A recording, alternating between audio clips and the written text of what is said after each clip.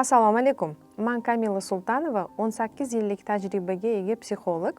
Bugun sizlar bilan ko'pgina bahs-munozaraga sabab bo'ladigan bolaga necha yoshdan pul berish mumkinligi haqida gaplashmoqchiman.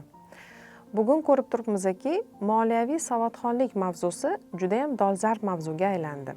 O'smirlar, yetuk yoshdagi insonlar ham bu mavzuga qiziqib, daromadga kirgan bo'lsa ham moliyaviy savodxonligi yo'qligini bilib, bu haqidagi bilim va tajriba ko'nikmalariga ega bo'lishga harakat qilishadi. Aslida esa bu ko'nikmani biz bolalikdan bolalarga o'rgatishimizni tavsiya qilardim.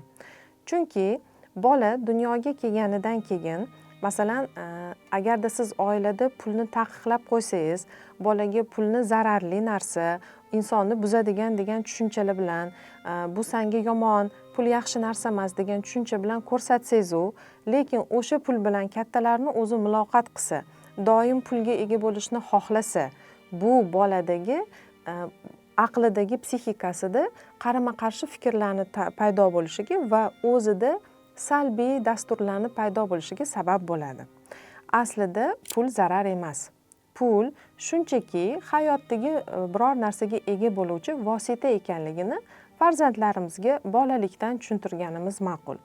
Pul bu shunchaki muloqot omilidan bittasi hisoblanadi. Tavsiyalar shuni ko'rsatadiki, bolalarga aslida bog'cha yoshidanoq 5 yoshdan boshlab o'yin tarzida pul bilan muloqot qilish. Ya'ni bilasizki, bugungi kunda bog'cha yoshidagi bolalar uchun pul bilan muloqotni o'rgatadigan interaktiv o'yinlar o'ylab topilgan. U o'yinda bola daromad topishni, pulni jamg'arishni, uni taqsimlashni o'rganadi. Agarda bolaga siz pul bermasdan uni pulga o'rgatib qo'ymaydigan qo'rquv bilan katta qilsangiz, lekin bola katta hayotga chiqqanidan keyin baribir o'sha pul bilan muloqot qilishiga to'g'ri kelgan paytida u bir nechta qiyinchiliklarga uchraydi. Agarda unga to'g'ri moliyaviy savodxonlikni bolalikdan o'rgatib, pul bilan muloqotda taqsimlash, iqtisodiyotni, rejalashtirishni, qadriyatlarni o'rgatsangiz, bola pul bilan muloqotda qiyinchiliklarga uchramaydi. Bilasiz, maktabga chiqqanda bola baribir o'rta sinflarga chiqqanda bevosita pul bilan muloqot qilishni boshlaydi. Nimanidir xarajat qiladi, nimanidir xarid qiladi va yo'liga o'zi pul to'laydigan bo'ladi. Agarda o'shanda siz unga rejalashtirishni, ya'ni topgan siz bergan pul, ya'ni ota-ona bergan pulni to'g'ri rejalashtirishni, taqsimlashni va qadriyatlarga asosan, masalan, keraksiz narsaga sarflagandan ko'ra, menga nima muhimroq degan qadriyatlarni o'zida shakllantirsa, bu katta yoshida bola pulni jamg'arishni o'rganishiga, o'zini hayotda ishonchli his qilishiga sababchi bo'ladi. Va yana bitta muhim jihat, aslida matematika faniga ham katta qiziqish bo'ladi. Chunki bola ko'radiki, matematika bu shunchaki maktabdagi fan emas, butun hayotimizda, turmushimizda kun davomida ishlatishimizga kerak bo'ladigan bir ilm ekanligini his qiladi.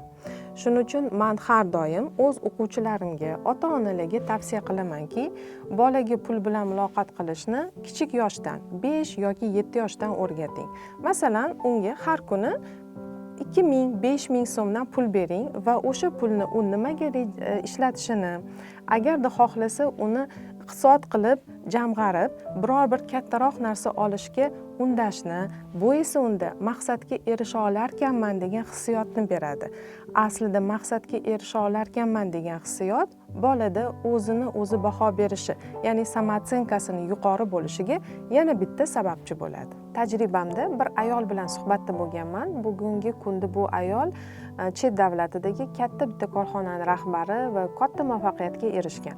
Va shu ayol aytganidiki, bolalikda otalari nonga chiqib kel deganda keragidan ortiqroq pul berar ekan va ana o'sha pulni qanday taqsimlab kelishi, ko'p pul bilan do'konga chiqqandagi o'zini hissiyotini his qilishi va pul bilan muloqot qilishni bolalikdan otasi o'rgatgan ekan. Bu his-tuyg'u birinchidan bolada ong ostiga menda pul bor degan ustanovkani kirishiga, ya'ni dasturni kirishiga sababchi bo'lgan.